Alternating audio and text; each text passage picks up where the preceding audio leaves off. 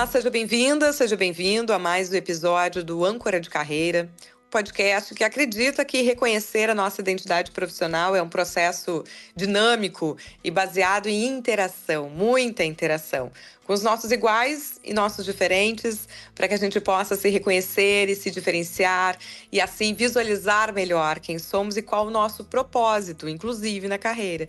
E o meu passa por comunicar e conectar, seja como jornalista, seja atendendo como psicóloga. No episódio passado, publicado ao final de maio de 2024, mês do auge da enchente histórica aqui no Rio Grande do Sul, trouxemos um exemplo de colaboração que eu considero bastante replicável em momentos de crise como este e outros, então ouçam lá. E no episódio que você escuta a partir de agora, eu colho aprendizados desse tempo de enfrentamento de urgências, de insegurança material e imaterial. E compartilho com vocês uma conversa com alguém que eu pesquei lá na rede social. Ele estava lá fazendo uma chamada para um projeto que é a cara do Âncora de Carreira. E quando eu fui olhar mais o perfil, foi muita identidade. Aliás, nós temos muitas pessoas em comum nas nossas relações. Então, era só uma questão de tempo para que eu encontrasse com a Roberta Alvarez. A Roberta, que é executiva da área de gestão de pessoas e atua em comitê de pessoas e conselhos. Atua como advisor estratégica da presidência e membro do Comitê de Governança e de Gestão de Pessoas no Tribunal de Justiça do Rio Grande do Sul, conduzindo a transformação cultural e digital do TJ e também atua no Comitê de Pessoas da Agrotech. E atua ainda como palestrante e mentora voluntária. Aí a gente retoma o fôlego para dizer o que mais a Roberta faz. Embaixadora do Maternidade nas Empresas, coordenadora do Programa de Mentoria de Protagonismo Feminino da Marco Polo, formada em turismo, pós-graduada em gestão empresarial e com MBA em gestão de pessoas. Já atuou nos segmentos do varejo, alimentos, agronegócio e possui experiência internacional quando diretora de RH no México por quase 3 anos. A Roberta é presidente do Comitê Estratégico de Gestão de Pessoas da Anshan, no Rio Grande do Sul, mãe do Rafael, de 4 anos, e das gêmeas Gabriela e Helena, e é casada com o Frederico. A Roberta que ama se envolver em trabalhos voluntários, mentoria, palestras e fala sobre maternidade atípica, liderança e carreira. E a Roberta acredita na garra, fé, na coragem para seguir firme com o seu verbo. Acreditar. Olha o fôlego que tem que se ter só para fazer essa apresentação. Então, ai de quem diga que uma mãe não dá conta tanto das suas coisas, da sua família, como dos seus propósitos e da sua comunidade. Tudo bem, Roberta? Tudo jóia, Sabrina. Baita apresentação. Fico até inibida. Quando a gente ouve, a gente até se acha importante. Muito bacana esse momento. Agradeço demais a conexão, principalmente o convite, a confiança da gente bater esse papo aqui, que eu tenho certeza vai ser super leve.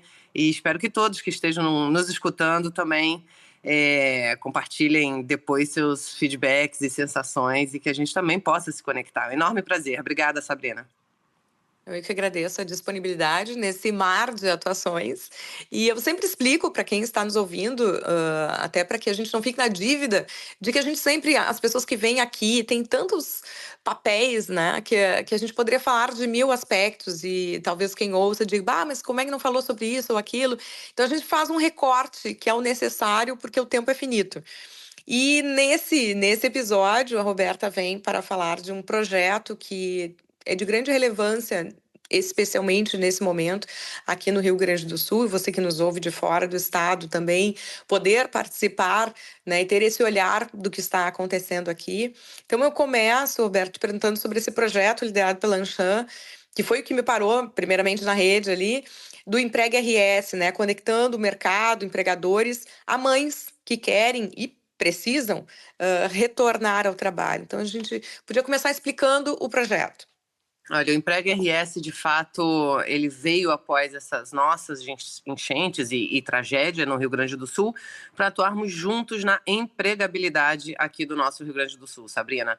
Então, de fato, faço questão de compartilhar com todos esse projeto que está no ar há algumas semanas, que irá apoiar, neste primeiro momento, as mães atingidas pelas recentes enchentes. Então, de fato, é um projeto que tem um olhar especial e muito sensível para a empregabilidade das mulheres mamães. É uma campanha que vem da Anshan Brasil, da Câmara de Comércio do Brasil, liderada pela Anshan do Rio Grande do Sul, unidos pelo RS. Então, neste momento, através de uma plataforma, a gente vai conseguir cadastrar currículos, oferecendo oportunidades profissionais para quem precisa. E a plataforma é aberta, e o melhor de tudo, no meu ver, é que é qualquer empregador. Então, não necessariamente o gaúcho, não necessariamente alguém parceiro da Anshan, mas é uma plataforma disponível através do link que eu compartilho com vocês, da anshan.com.br/EmpregaRS, aberta a qualquer empregador. E, de fato, todos nós precisamos sensibilizar os nossos executivos e as empresas, inclusive colegas da área de gestão de pessoas, a priorizarem a busca de perfis, de currículos, de pessoas que cadastraram por lá e que, de fato, buscam. Então, é a relação ganha-ganha.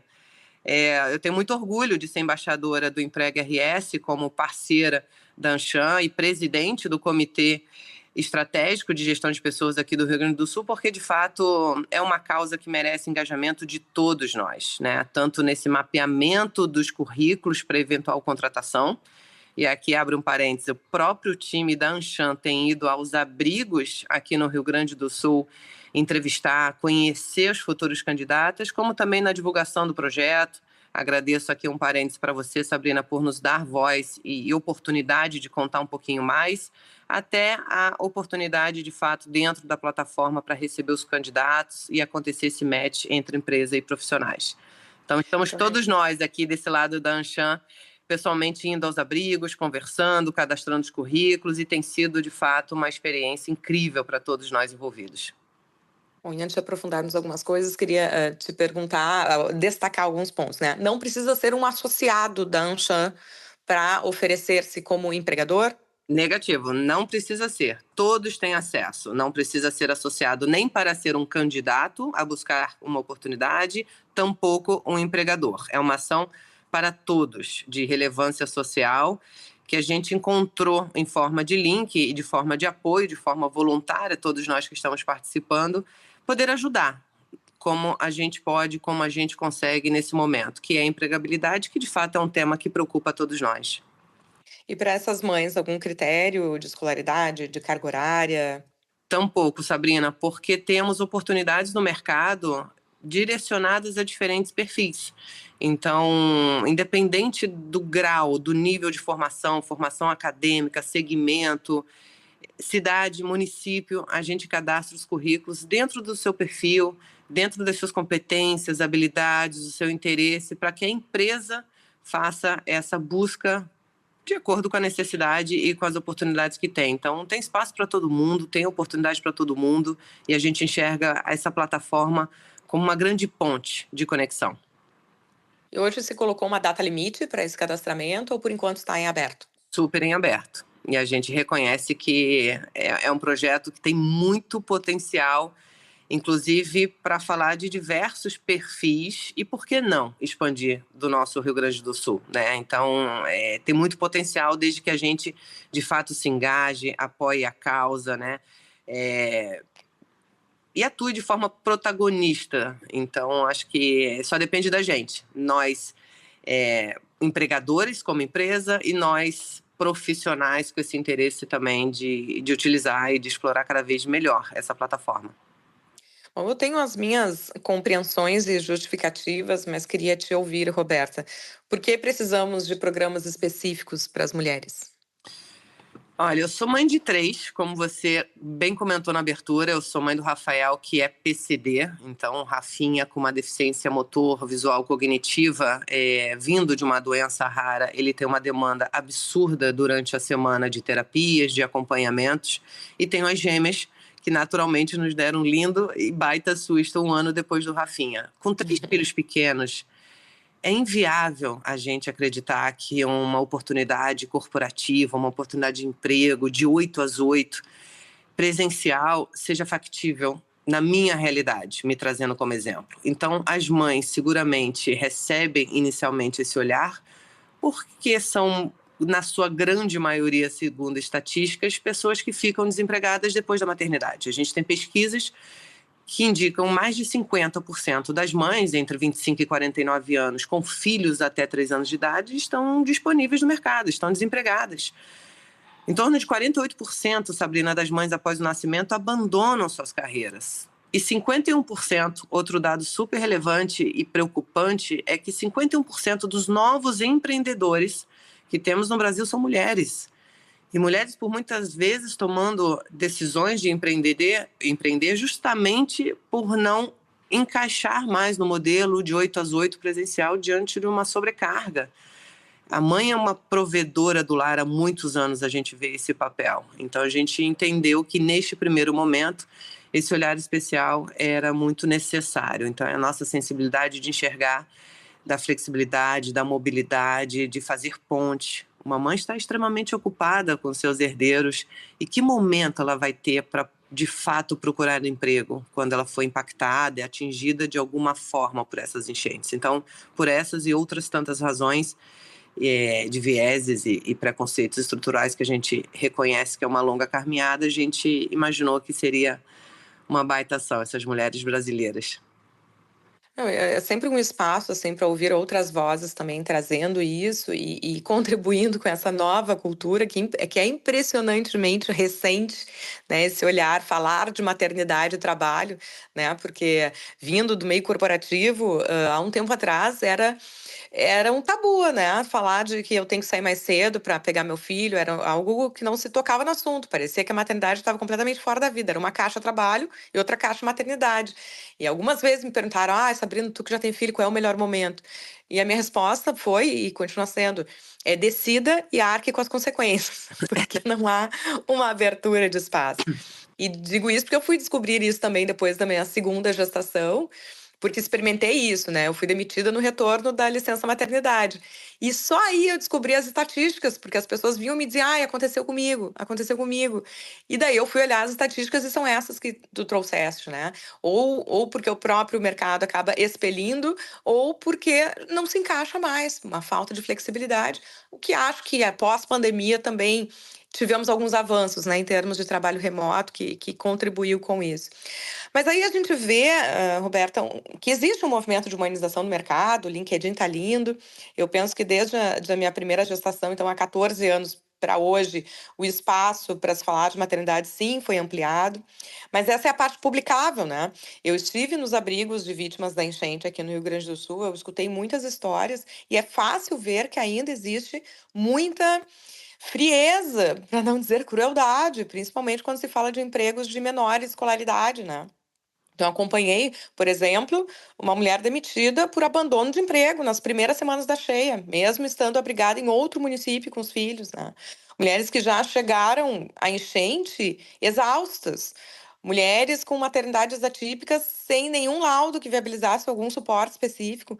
Então, a enchente, ela submergiu muita coisa, mas um tanto de outras emergiram com elas. E eu penso que a gente precisa manter isso às claras. E esse movimento, então, e até do que tu viste, né? Vocês falaram que estão indo aos abrigos. Da tua experiência desse período de enchente, o que tu traz dessa tua percepção e tua sensibilidade?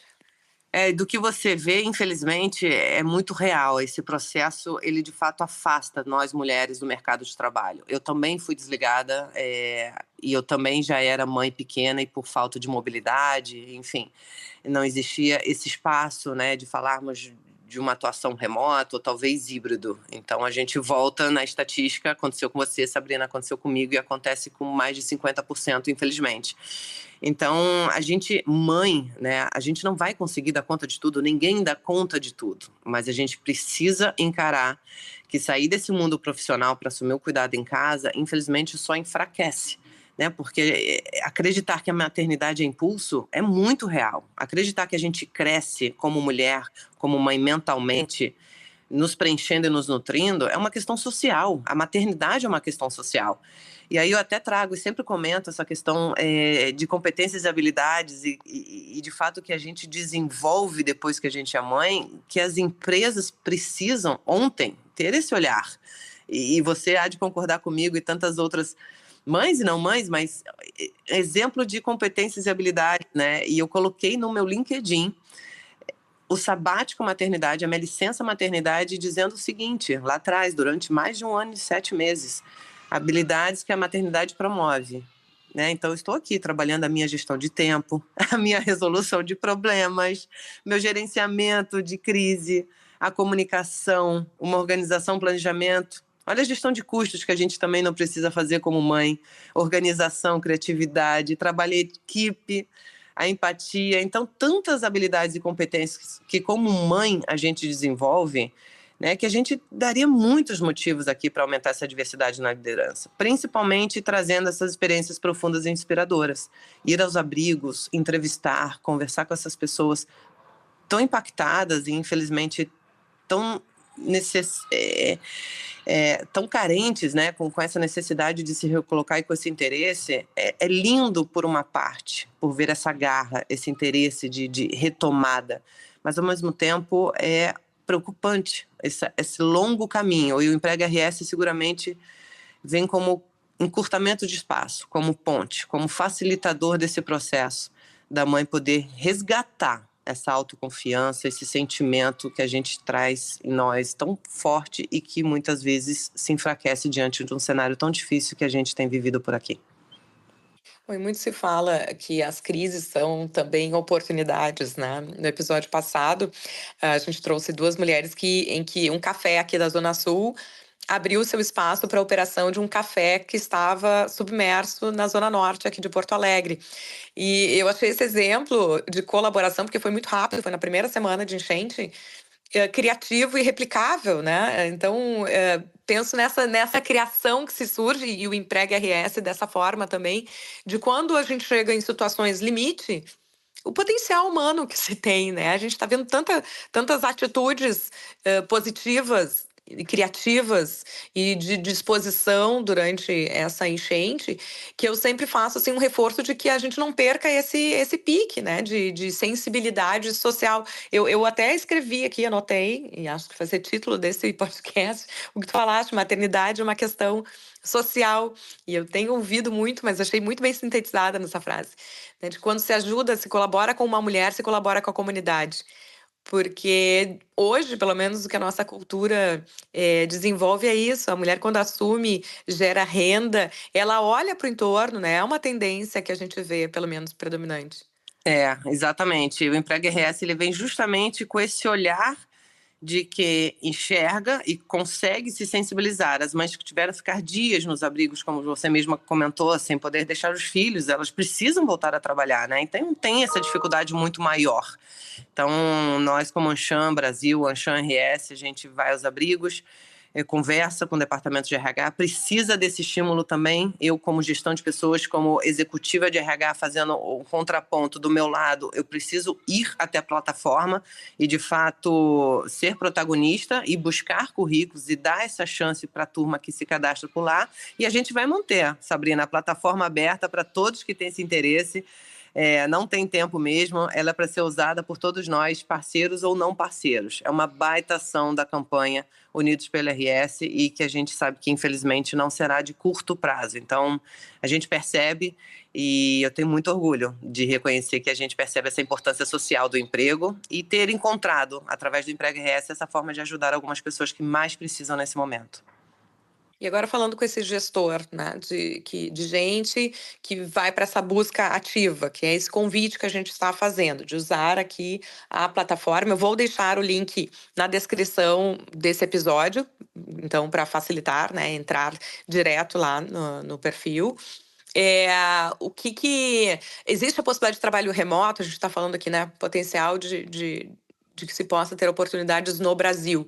E quem sabe seja até um projeto piloto, né, para desenvolver ainda mais. Mas nesse momento, alguém aqui do Rio Grande do Sul pode ser contratado em outro lugar com trabalho remoto? Isso está em desenvolvimento? Sim, formatos distintos de trabalho, remoto, híbrido, presencial, ele depende da necessidade da empresa e da vaga em questão. Então, eu entendo que tem, sim, oportunidades profissionais que os formatos de trabalho eles podem ser definidos e caracterizados de acordo com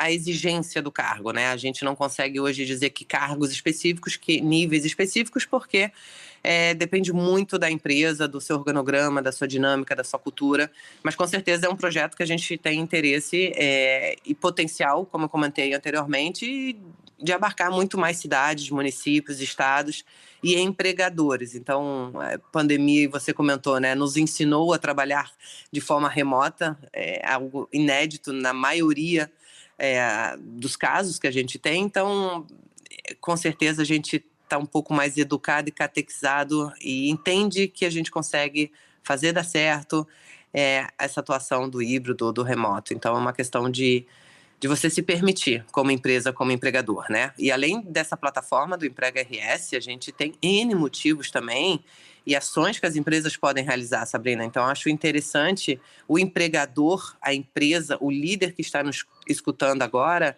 entender que no momento que ele contrata uma mãe, no momento que ele se dedica de forma social a dar chance e oportunidade para essas pessoas, né? Pô, deixa eu olhar para a Emprega RS antes de buscar pessoas no mercado, né? Que não tem essa necessidade tão latente quanto as mães aqui gaúchas, por exemplo.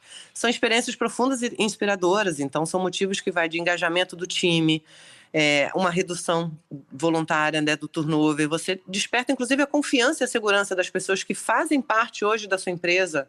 Olha que bacana uma empresa que pensa e que atua efetivamente numa causa social, que é empregabilidade de mães gaúchas impactadas pela enchente. Então, a sua marca empregadora, a confiança que você gera em todo o teu time, que enxerga que o líder está tomando esse tipo de decisão, enxerga que a empresa está preocupada nesse tipo de diversidade e inclusão, ele é transformador, né? Então, no momento que as empresas realizam e, de fato, viram a chave e tornam factível e prático e real a diversidade, a inclusão, ela se posiciona de outra forma no mercado. E eu penso que as empresas precisam ter esse olhar estratégico de que maternidade é, sim, uma questão social e que as vantagens de se contratar mães e que as vantagens de contratar habilidades e competências que a maternidade nos dá, ela é incrível e que deve ser muito melhor aproveitada, falada, tratada e principalmente realizada no dia a dia. E aí fico pensando também, né, quando uma empresa toma essa iniciativa da segurança psicológica que gera dentro já das suas funcionárias, né, do grupo que já está lá afirmando este valor. E, ao mesmo tempo, algo que surgiu muito no pós-enchente, para quem não foi afetado diretamente, porque dificilmente alguém não foi afetado, né? Por conhecer alguém ou pelo trabalho, enfim. Mas aqui, muita gente se sentindo culpada de quem não foi afetado e se sentindo culpado por tomar um banho, se sentindo culpado porque naquele dia não pôde ir para um abrigo. E quando você está dentro de uma empresa que tem um braço social autêntico e atuante, alivia até isso, né? Diz, olha, não tenho tempo para estar indo aos abrigos e dedicando meu tempo lá fora, mas eu estou num lugar, num ambiente que está fazendo isso. Né? Então, poder ter essa retomada do trabalho dentro de uma empresa assim também é uma retomada do Rio Grande do Sul.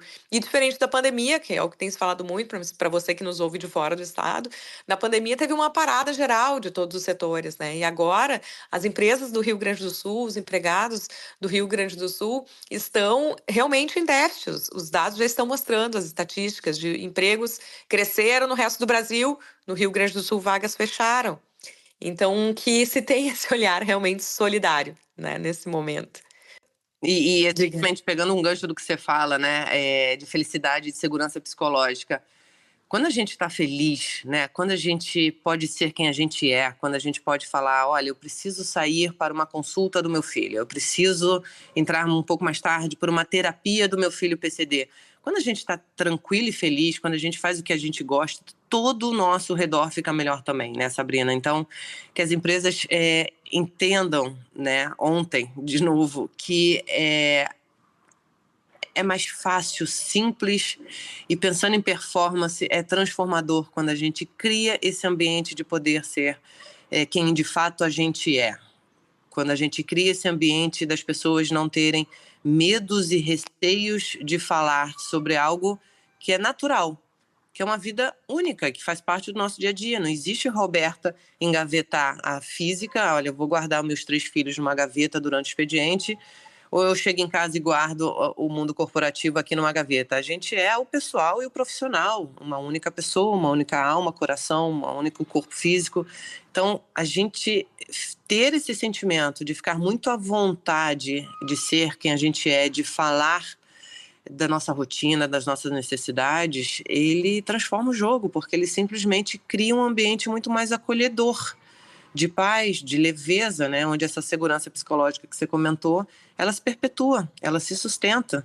Então, de fato, é algo que as empresas precisam ter esse olhar e direcionar os esforços para decisões que tangibilizem essa questão de diversidade, inclusão, segurança psicológica, né, sustentabilidade, transparência. Então é algo que de fato a gente, do lado de cá como empregado, vai escolher cada vez mais. Já foi-se o tempo que os empregados eram escolhidos nas entrevistas. Hoje os candidatos, os profissionais, os empregados de fato escolhem empresas que direcionam seus caminhos e suas decisões com base no que a gente está falando por aqui hoje.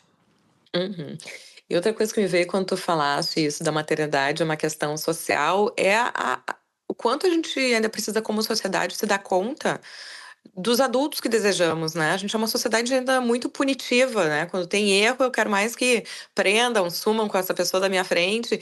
E que espaço se dá para a formação desse adulto? Ninguém lembra do início, né? De formação. Como é que a gente forma uma sociedade? Há de se ter um olhar afetuoso, cuidadoso, atento, para que a gente tenha uma sociedade mais tranquila e que não precisa ser tão punitiva como é hoje, né? Então, ficou aqui ecoando essa tua expressão, né, da maternidade como uma questão social. E a gente já vai chegando ao final, antes que tu nos dê a tua indicação de leitura, que a gente sempre traz aqui, que eu chamo de mentoria bibliográfica, porque a gente não dá conta de falar tudo, então a gente vai para os livros para aprofundar. Eu queria um outro projeto que eu ouvi o teu comentário, que é do Instituto Social Pertence, falando tanto dessa parceria que era temporária com a Airbnb para gerar abrigos, mas do prédio dos sonhos, usando em que tu usaste a expressão os raros têm pressa. Como é que está esse projeto, Roberta? O Instituto Social Pertence é um time, é uma entidade sem fins lucrativos, tá? Que tem a finalidade de proporcionar às pessoas com deficiência, né, que possuem essa vulnerabilidade social, uma vida típica, uma vida e uma rotina com eventos sociais, integrações em aniversários, em passeios no parque, em amizades, né, de pessoas com deficiência entre essas pessoas. Então é muito bacana. O Prédio dos Sonhos surge dessa tragédia que vivenciamos por aqui. O Vitor, líder do projeto, ele fez uma parceria junto com o time com a Airbnb no início, onde conseguimos acomodar em apartamentos da Airbnb famílias com deficiência, e o Prédio do Sonho ele já é um segundo projeto em paralelo, que é ter uma estrutura física em um prédio no centro de Porto Alegre, mais de 8 andares para acomodar essas famílias por anos, e não somente por 30 dias, né, que era uma proposta inicial de um projeto lá atrás do Airbnb, no momento de resgate, no momento que a gente falava e precisava durante o mês de maio, por exemplo. Então, durante meses, num prédio no centro de Porto Alegre, com toda a estrutura de porteiro, terapeutas, limpeza, né, ver as famílias, de fato, com pessoas de deficiência sendo bem acolhidas e recebidas e hospedadas, assim, com nível de vida que garanta essa integridade, essa autoconfiança que a gente está falando. Então, o Prédio dos Sonhos é um projeto que precisa de ajuda financeira de uma forma extremamente relevante, porque exige, né? É uma demanda financeira, sobretudo por toda a estrutura que um apartamento, que um prédio, né? Que médicos, terapeutas e uma rede de apoio demandam. Então, fico aqui também um segundo projeto, que é o Instituto Social Pertence, disponível ali nas redes sociais, para você poder ajudar, compartilhar, falar mais desse projeto e atuar nessa causa de pessoas que, de fato, possuem essa vulnerabilidade. Qual é o olhar para as pessoas deficientes, para as famílias que possuem esses deficientes que a gente deveria ter? Eu, como mãe de PCD, mãe de deficiente, posso garantir que receber remédios controlados de outros estados, ter acesso a remédios que sem uso podem ser fatais, é muito crítico, Sabrina. você precisar de consultas de forma emergenciais, você precisar de direcionamentos, de exames, né, uma alimentação específica, porque as deficiências elas são diversas e algumas trazem muitas restrições em relação a isso, é muito crítico. A gente fala de questão de sobrevivência, então é muito relevante a gente encontrar, e é lindo de ver o Vitor, o projeto, o time do Clube Social Pertence liderando um projeto tão lindo e transformador como esse. Eu fiz questão de, pelo menos, a gente poder trazer o nome aqui e reforçar, porque no meio dessa enxurrada de água, mas de muita informação que a gente teve, um pilar que foi essencial, e eu como jornalista, né, valorizo demais, que é a credibilidade. Então, quando aconteceu esse momento, vinham informações de todo lado e pedidos de todo lado, teve pessoas de vários estados que entraram em contato comigo para saber para onde doavam, para quem encaminhavam. Então é importante que a gente traga esses nomes e diga o que é um instituto de credibilidade, que tem essa história, que está sendo corretamente encaminhado, para quem está ouvindo de outros lugares possa saber para onde colocar, né, onde enviar os seus recursos. E aqui a gente deu pelo menos 2 caminhos de contribuição, né, que um é pela ação no Emprega RS, de abrir essas vagas, de se confiar e quem puder divulgar, e com essa ação concreta, de repente podendo enviar algum recurso diretamente para esse projeto do Prédio dos Sonhos. Dica de leitura, então, para finalizarmos, depois de tanto conteúdo aqui, Roberta. Olha, antes de entrar aqui na minha dica de leitura, eu faço questão de trazer também o Maternidade nas Empresas, que eu sou embaixadora. Luciana e Suzana fazem um trabalho incrível, inclusive aprendo muito sobre maternidade, carreira, esses indicadores e, de fato, dados das pesquisas através das gurias que lideram esse grande trabalho que é falar cada vez mais de maternidade nas empresas, da parentalidade, né, dessa ajuda nas empresas com a licença paternidade, para dar cada vez mais poder e condição para as mães, após a maternidade, ter essa segurança psicológica. Então fica aqui também Maternidade nas Empresas com muito carinho, para que a turma possa conhecer. E até destaco, porque as duas já passaram por aqui em diferentes momentos, tanto a Suzana quanto a Luciana. Tem que, agora de cabeça não sei dizer qual foi o episódio específico, mas busquem, porque eu sempre digo que todos os episódios eu gravo de um modo atemporal, exatamente, para que a gente tenha um acervo de conteúdo a respeito de maternidade, de carreira. E as duas já conversaram aqui conosco, é um trabalho de letramento, eu diria assim, né? A respeito desse espaço, de como ele pode ser, inclusive, criado. Talvez as empresas olhem, tá, eu quero ajudar, mas não sei nem por onde começar. Bom, a Maternidade nas Empresas explica do começo. É isso aí. Muito obrigada, Sabrina, pela oportunidade de trazermos mais esse lindo projeto e timaço que é. Mas a minha primeira indicação, ela vai na linha do que falamos de felicidade, e é um livro de cabeceira que eu leio, releio e adoro, que é O Jeito Harvard de Ser Feliz.